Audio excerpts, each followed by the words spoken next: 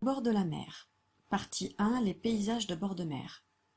Donc aujourd'hui, nous allons découvrir en fait les paysages que l'on peut voir au bord de la mer. Donc un paysage, déjà, qu'est-ce que c'est? Un paysage, c'est ce que l'on peut voir par la fenêtre ou quand on est sur une terrasse. Donc on voit en fait tout ce qui se trouve autour de nous. Donc s'il y a une montagne, s'il y a la mer, s'il y a un lac, des buissons, une forêt, un jardin, un arbre, une cour de récréation quand on est dans la classe, des maisons, des immeubles, des tours, des monuments. Donc voilà, le paysage en fait, hein, ça décrit un petit peu l'environnement, tout ce qu'on a autour de nous. Donc sur cette image, vous allez voir en fait différentes choses. Donc, je prends mon petit curseur jaune pour pouvoir vous montrer. Donc ici, par exemple, on a le mot une falaise. Donc, une falaise, c'est tout ce qui est là. Donc, c'est une grande montagne qui, en fait, a été, elle n'a pas été coupée, mais on dirait qu'elle a été coupée avec un couteau. Elle est très, très, très raide, très abrupte. C'est très haut, hein. C'est une très grande montagne. Ce n'est pas petit. Et donc, là, ici, la falaise est à côté de la mer. Ensuite, on a un cap. Donc, le cap, c'est aussi une partie de montagne, mais elle est plus petite et elle va s'enfoncer en fait un petit peu dans la mer. En fait, c'est comme si on avait une espèce de bras, hein, qui rentrait dans la mer. Une autre particularité des montagnes, c'est par exemple des rochers. Donc c'est un peu la même chose qu'une falaise, sauf que c'est beaucoup plus petit, d'accord? C'est beaucoup moins haut. Enfin, en ce qui concerne la mer, donc on a trois mots. Donc on a une baie, une crique et la mer. Bon alors la mer, vous savez ce que c'est un énorme, très vaste, hein, une très vaste étendue d'eau, d'accord, qui va très loin. Des fois on ne peut même pas voir l'autre côté, hein. Et puis, je vais vous montrer des détails sur la baie et sur la crique. Donc ici, par exemple, qu'est-ce qu'une baie? Une baie, on le voit, c'est une étendue de mer, mais elle est tout entourée de terre. Donc là, regardez, il y a de la terre, il y a de la terre, il y a de la terre, ici aussi, et là aussi, d'où on prend la photo, il y a de la terre. Donc en fait, ça peut être très grand ou ça peut être plus petit, mais à partir du moment où il y a une espèce de U comme ça, ou de C, puisque là on le voit plutôt comme un C, hein, d'accord? Si on voit un petit peu cet espace-là, on peut dire que c'est une baie, d'accord?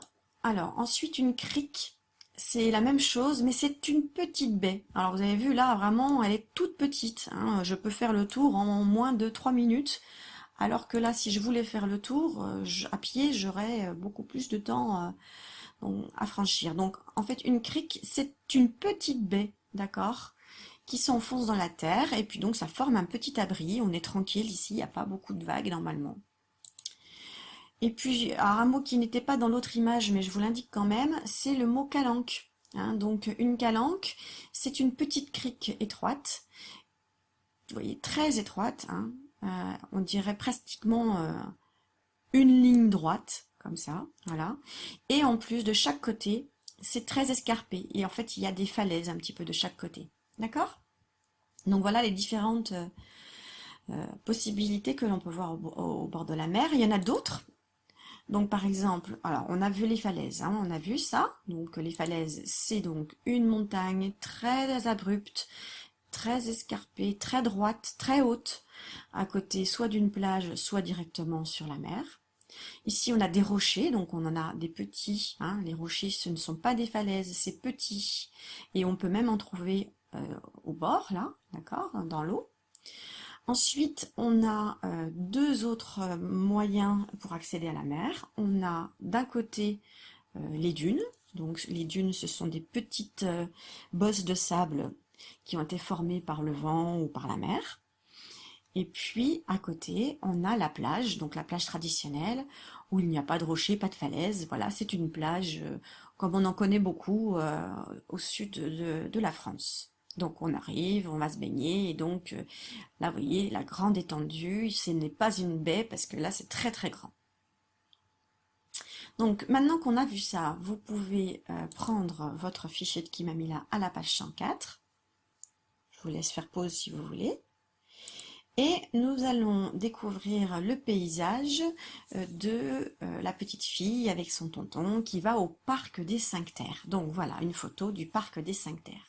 Donc je prends mon petit curseur qui est ici pour vous montrer différentes choses. Donc déjà là on voit une espèce de baie, vous avez vu, tout ça c'est entouré par la terre et donc on peut dire que tout ça c'est une baie. Ensuite, ce qu'on n'a pas vu, mais on le voit ici avec les bateaux, il y a un port. Donc à quoi sert un port? Ça sert à aller, à venir prendre le bateau pour pouvoir partir en mer. Hein, on ne peut pas mettre le bateau en plein milieu et puis après on revient comment? À la nage? Non, c'est pas possible. Donc souvent, quand il y a la mer, pas dans tous les villages, mais il y a un port et donc les gens qui ont un bateau viennent entre guillemets garer, amarrer leur bateau au port. Ici, on peut voir une falaise, hein, puisqu'ici, c'est très haut, très abrupt, et vous remarquerez qu'ici, il n'y a pas de plage, contrairement à la photo que nous avons vue ici, hein, en bas de la falaise, il y avait une plage. Là, il n'y a pas de plage, donc la falaise tombe directement sur la mer. Voilà, je crois que c'est tout ce que nous pouvons dire. Peut-être que vous aurez d'autres choses à dire, et donc je vous félicite. Je vous rappelle que le parc des 5 terres se trouve en Italie. C'est d'ailleurs pour ça que l'on voit le drapeau italien. Donc, dans l'exercice 2, vous allez devoir recopier ces mots sous les bons dessins. Donc, le bord de mer peut être constitué d'une plage, de rochers, ou de falaise. Donc moi j'ai écrit le mot plage, le mot rocher, le mot falaise. Vous les avez vous aussi sur votre fichier ici et vous allez devoir regarder les images et retrouver où se trouve la plage, les rochers, les falaises. D'accord? Donc si vous n'êtes pas sûr de vous, vous pouvez retourner en avant pour voir la vidéo de nouveau pour bien comprendre les termes plage, rocher, falaise. Et puis ensuite vous recopiez les mots.